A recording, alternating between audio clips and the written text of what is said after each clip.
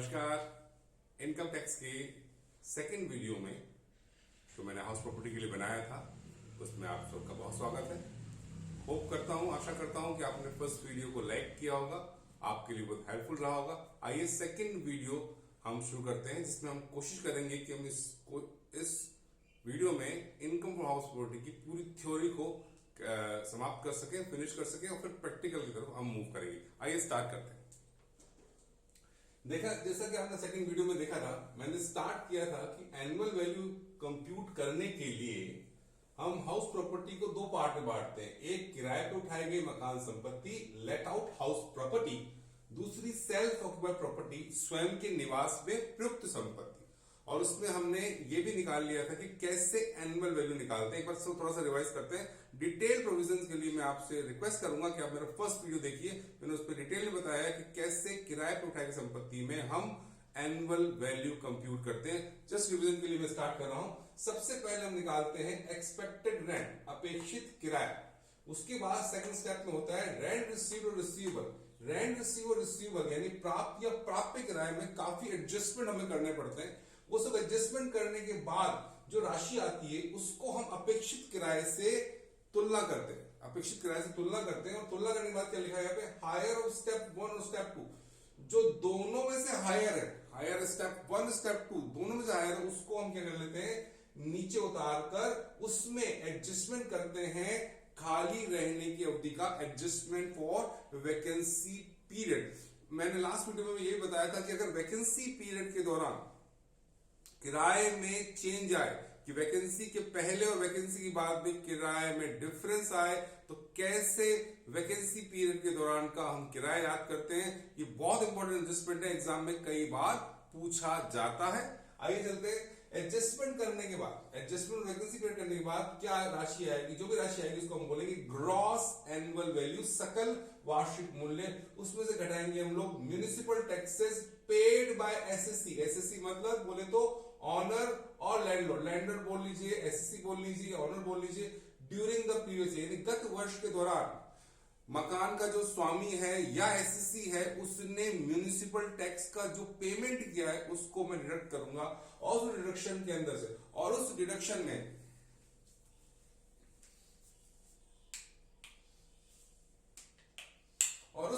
के दौरान उस अमाउंट में से उस अमाउंट को जो घटाने के बाद आएगा उसको हम बोलेंगे net annual value. Net annual value निकालने के बाद, नेट एनुअल वैल्यू कंप्यूट करने के बाद हमें क्या करना पड़ता है, हमें याद करना पड़ता है कि कौन से डिडक्शंस मिलते हैं इनकम फ्रॉम हाउस प्रॉपर्टी की टैक्सेबल इनकम को कंप्यूट करने से पहले। कौन से डिडक्शंस मिलते हैं, तो दो डिडक्शंस हैं, केवल दो ही डिडक्शंस हैं जो कि इनकम फ्रॉम हाउस प्रॉपर्टी की टैक्सेबल इनकम निकालने से पहले मिलते हैं। पहला जो है डिडक्शन वो है स्टैंडर्ड डिडक्शंस का। क्या है स्टैंडर्ड डिडक्शंस का, जो मिलता है एनुअल वैल्यू का 30%, 30% मिलता है एनुअल वैल्यू का। जो आपने एनुअल वैल्यू लिखी है, ये annual value, net annual value, gross annual value नहीं, नेट एनुअल वैल्यू का 30% फिक्स दे रखा है, स्टैंडर्ड डिडक्शन मिलेगा। सेकंड जो हमें छूट मिलती है interest on loan borrowed for purchase, construction, repair, renewal और मकान को खरीदने के लिए, मकान को बनाने के लिए, रिपेयर के लिए, रिन्यूअल के लिए, रिकंस्ट्रक्शन के लिए। अगर मैंने लोन लिया है और मकान जो है वो किराए पे उठाया गया है तो कितने इंटरेस्ट की छूट मिलेगी, वो मैंने यहां पे लिखा है actual amount of interest due during the year. ऐसा इंटरेस्ट जो कि गत वर्ष में ड्यू हो गया है, उस सारे ब्याज की छूट आपको मिलेगी, चाहे आपने 1 रुपए का भी भुगतान नहीं किया है। भुगतान करना म्युनिसिपल टैक्सेस में जरूरी है। इंटरेस्ट के लिए किसकी छूट मिलती है, actual amount of interest due during the previous year. किस पर इंटरेस्ट ड्यू हुआ है, लोन को लिया था आपने मकान खरीदने के लिए, मकान बनवाने के लिए, रिपेयर के लिए, रिन्यूअल के लिए, रिकंस्ट्रक्शन के लिए। और मकान कौन सी बात कर रहा हूं, जो किराए पे उठाया गया है, तो समस्त ब्याज जो गत वर्ष में ड्यू हो गया है उसकी छूट आपको मिल जाएगी। और जब आप ये छूट कर लेंगे, निकाल लेंगे दोनों छूट, तो आपको क्या जो प्राप्त होगी राशि, जो छूट घटाने के बाद नेट एनुअल वैल्यू में से दोनों डिडक्शन करने के बाद जो राशि प्राप्त होगी उसको बोलेंगे हम लोग taxable income from house property, उसको निकाली जाएगा, आपको पूरे 20 में से 20 मार्क्स मिल जाएंगे। आइए नेक्स्ट पॉइंट पे चलते हैं। जब हमारा एक तरह का हाउस प्रॉपर्टी की हमने इनकम निकाली तो दूसरी बची है, दूसरी है आपकी सेल्फ ऑक्यूपाइड प्रॉपर्टी, स्वयं के निवास में प्रयुक्त मकान, जो निवास स्वयं के निवास में काम आता है, उसकी कैसे हम एनुअल निकालते हैं। दो केसेस मैंने बताया, पहले वन हाउस और दूसरा मोर देन वन हाउस। पहले हाउस में वन हाउस में दो कंडीशन है, वन और टू। आई वन कंडीशन देखते हैं। Actually occupied by assessee, his और her spouse, minor children, dependent parents, brother and sister. अगर एक मकान है जो करदाता के स्वयं के रहने का आता है, स्वयं के रहने का मतलब क्या है, हो सकता है वो खुद रहता हो सकता है उसकी वाइफ सॉरी लाइफ पार्टनर रहती है, लाइफ पार्टनर उसका हस्बैंड वाइफ दोनों हो सकते हैं, या माइनर अवयस्क बच्चे वो रहते हो, या आश्रित माँ बाप या भाई बहन रहते हो। तो आश्रित माँ बाप, भाई बहन, बच्चे जो अवयस्क हैं और जीवन साथी रहे तो ये माना जाएगा कि करदाता रहता है उस मकान में, और करदाता भी रहता है तो वो भी माना जाएगा। करदाता रहे या ये लोग रहे, क्या माना जाएगा कि करदाता के स्वयं के निवास के लिए वो मकान का प्रयोग होता है। यहाँ पर एक छोटी सी मैं एग्जाम्पशन देना चाहूंगा। यह मैंने बात कही थी अभी आपको माइनर चिल्ड्रंस की। माइनर चिल्ड्रंस के अंदर माइनर मैरिड डॉटर शामिल नहीं है, अवयस्क शादीशुदा लड़की शामिल नहीं है। अगर अवयस्क शादीशुदा बच्ची है तो उसको माइनर चिल्ड्रन की तरह ट्रीटमेंट नहीं करेंगे, ये ध्यान रखिएगा। तो अगर एक मकान है जो कि ऑक्यूपाई कर रखा है, किसने ऑक्यूपाई कर रखा है, करदाता ने कर रखा है, उसके जीवन साथी ने कर रखा है, अवयस्क बच्चे ने कर रखा है, आश्रित माँ बाप ने कर रखा है, आश्रित भाई बहन ने कर रखा है, तो क्या माना जाएगा कि मकान ऑक्यूपाई कर रखा है करदाता ने। सेकंड आते हैं, remain vacant on account of employment, business और profession at any other place provided assessee does not own house at that place. करदाता के पास मकान तो है पर वो मकान वो ऑक्यूपाई नहीं कर पाता, वो खाली रहा। क्यों रहा खाली रहे भाई, क्यों मकान खाली रहा? क्योंकि वो अन्यत्र स्थान, कोई और स्थान पर नौकरी करता है या बिजनेस करता है या प्रोफेशन करता है। पर बशर्ते शर्त है कि जहां वो एम्प्लॉयमेंट करता है, जहां वो बिजनेस करता है, जहां प्रोफेशन करता है, वहां पर उसका कोई मकान नहीं होना चाहिए, मतलब वो किराए के मकान पर रहना चाहिए। इन दोनों सूरतों में, 1 और 2 दोनों सूरतों में एनुअल वैल्यू क्या मानी जाएगी? गोल गोल अंडा शून्य मानी जाएगी। आइए नेक्स्ट पॉइंट पे आते हैं। More than one house is self-occupied by SSC.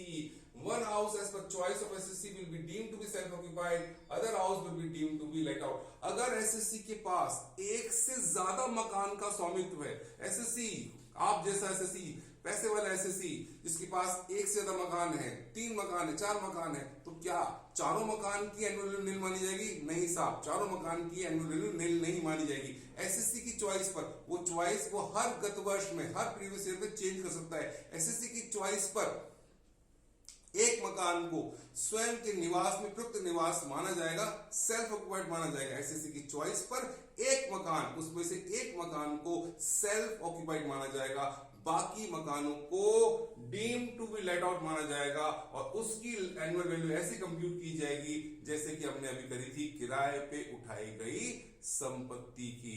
तो अगर आपके पास 4 मकान है तो आपकी चॉइस पर एक किसी मकान को हम सेल्फ ऑक्युपाइड मान लेंगे, बाकी 3 मकान को किराए पे उठाए मानेंगे और उसकी एनुअल वैल्यू ऐसे निकालेंगे जैसे कि किराए पे उठाई गई संपत्ति की निकाली जाती है। अगर आपका मकान स्वयं के निवास में प्रयुक्त है तो उसकी एनुअल वैल्यू क्या बताई मैंने? गोल गोल अंडा शून्य। तो क्या उसको एनुअल वैल्यू के से क्या हमें डिडक्शन मिलेगी 24 के अंतर्गत? आइए चेक करते हैं डिडक्शन मिलती नहीं मिलती। Deduction under section 24 for self occupied house, standard deduction, क्या ऐसे मकानों को स्टैंडर्ड डिडक्शन मिलेगी? नहीं मिलेगी, क्योंकि स्टैंडर्ड डिडक्शन मिलती है एनुअल वैल्यू के आधार पर। अगर एनुअल वैल्यू नील है तो स्टैंडर्ड डिडक्शन की मिलेगी 0 अंडा। सेकंड, इंटरेस्ट ऑन लोन, मकान पे आपने क्या लिया है? ऋण लिया है, उस पे ब्याज दे होता है, आप ब्याज चुकाते हो तो क्या उसकी छूट मिलेगी? आइए देखते हैं। यहां पे लिख रखा है, क्या वो ऋण आपने 31 मार्च 1999 से पहले लिया था? लोन आपने क्या पिछली सदी में लिया था? 1999, 31 मार्च 1999 से पहले लिया था, पूर्व या 39 उस समय लिया था। चाहे आपने मकान को बनाने के लिए लिया हो, चाहे मकान खरीदने के लिए लिया हो, चाहे रिपेयर के लिए लिया हो, चाहे रिन्यूअल के लिए लिया हो, चाहे रिकंस्ट्रक्शन के लिए लिया हो, 30,000 तक की छूट मिलती है ब्याज की, 30,000 तक की। ध्यान रखिएगा, अगर हम लेट आउट हाउस प्रॉपर्टी का एनुअल वैल्यू निकाल रहे हैं तो इंटरेस्ट की छूट मिलती है actual amount due during the previous year. और अगर सेल्फ ऑक्यूपाइड हाउस की इंटरेस्ट की छूट निकाल रहे हैं लोन पर, और वो लोन कब लिया था आपने? 31 मार्च 1999 से पहले लिया था, तो छूट मिलेगी अप टू 30,000। अप टू 30,000 का मतलब क्या है सर? अगर ब्याज आप चुका रहे 27,000 रुपए का तो छूट मिलेगी 27,000 रुपए की, अगर ब्याज चुका रहे 32,000 रुपए की तो छूट मिलेगी 30,000 रुपए की। सर 31 मार्च 99 के बाद लोन नहीं मिलता क्या? मिलता है भाई, मिलता है। 1 अप्रैल 2000 के उसके बाद अगर आपने लोन लिया है, 1 अप्रैल 2000 के उसके बाद अगर आपने लोन लिया है, तो हम आपसे पूछेंगे भाई लोन क्यों लिया? क्यों लिया लोन?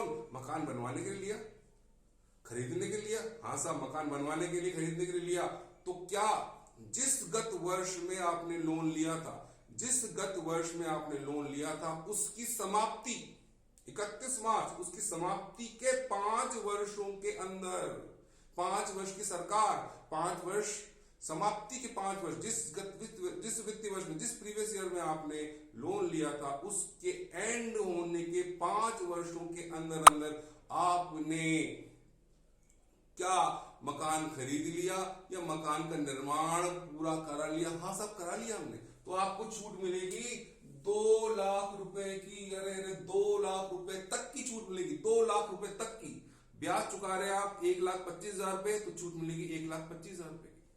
और अगर आप ब्याज चुका रहे 2,25,000 की छूट मिलेगी 2 लाख रुपए की, 2 लाख रुपए तक की छूट मिलती है। अजी साहब, मैंने लोन तो लिया था 1 अप्रैल 2000, उसके बाद पर लोन जो लिया था वो मकान के रिपेयर के लिए लिया था, रेन्यूअल के लिए लिया था और रिकंस्ट्रक्शन के लिए लिया था, तो भैया 30,000 ही छूट मिलेगी आपको, 30,000 ही छूट मिलेगी भैया जी आपको, उससे ज्यादा छूट नहीं मिलेगी। 30,000 तक की छूट ही मिलेगी आपको, उससे ज्यादा छूट नहीं मिलेगी आपको। आइए एक और छोटा प्रोविजन रह गया, इसको डिस्कस करते हैं वीडियो के एंड में। आइए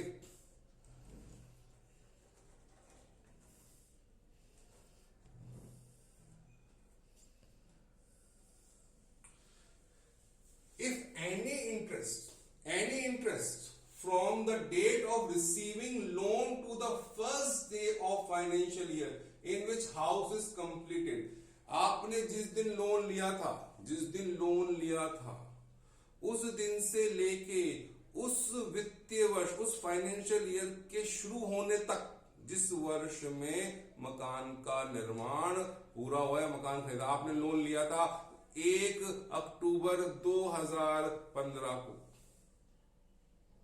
मकान का निर्माण पूरा हुआ 4 अक्टूबर 2019 को, तो किस वित्तीय वर्ष में मकान का निर्माण पूरा हुआ? 19-20 में। तो 1 अप्रैल 2019 यानी जिस दिन लोन लिया आपने 1 अक्टूबर 2015 से लेके 1 अप्रैल 2019 तक का ब्याज पूंजीगत ब्याज कहलाएगा, कैपिटल ब्याज कहलाएगा। उसकी छूट अलग से मिलती है, आयगत ब्याज नहीं मिली, 2 लाख से अलग छूट मिलेगी उसकी छूट मिलती है 5 किश्तों में। जैसे 5-5 का बड़ा चक्कर है, 5 किश्तों में छूट मिलती है उसकी। पहली किस्त कब मिलेगी? पहली किस्त तब मिलेगी उस गत वर्ष से मिलनी शुरू होगी जिस गत वर्ष में आपका मकान का निर्माण पूरा हुआ है या मकान आपने बनवा लिया। सर अगर मैंने मकान बनवाने से पहले ही लोन चुका दिया तो, मकान बनवाने से पहले लोन चुका दिया तो क्या होगा? तो मकान बनवाने से पहले, निर्माण करने से पूर्व आपने लोन चुका दिया तो उस डेट तक ही छूट मिलेगी जिस डेट तक आपने ब्याज, जिस डेट तक आपने लोन चुकाया है। और अगर जिस गत वर्ष में आपने मकान का निर्माण पूरा किया, उस गत वर्ष में आपने मकान बेच दिया तो क्या होगा पूंजीगत ब्याज का? तो उस गत वर्ष में, जिस गत वर्ष में आपने मकान बनवाया है, उस गत वर्ष में तो पहली किस्त पूरी मिल जाएगी, पहली किस्त पूरी मिल जाएगी। आखिर की 4 किस्त आपको प्रदान नहीं की जाएगी। ये पूरा का पूरा प्रोविजंस है, मैंने समराइज कर दिया इनकम हाउस प्रॉपर्टी का। अब केवल प्रैक्टिकल सॉल्यूशंस है, मैं आपके सामने कुछ जो इंपॉर्टेंट क्वेश्चंस हैं जो एग्जाम में पूछे जा सकते हैं उनको लेके जल्दी आऊंगा। ये वीडियो आप लाइक कीजिए, मेरे चैनल सब्सक्राइब कीजिए। Thank you very much.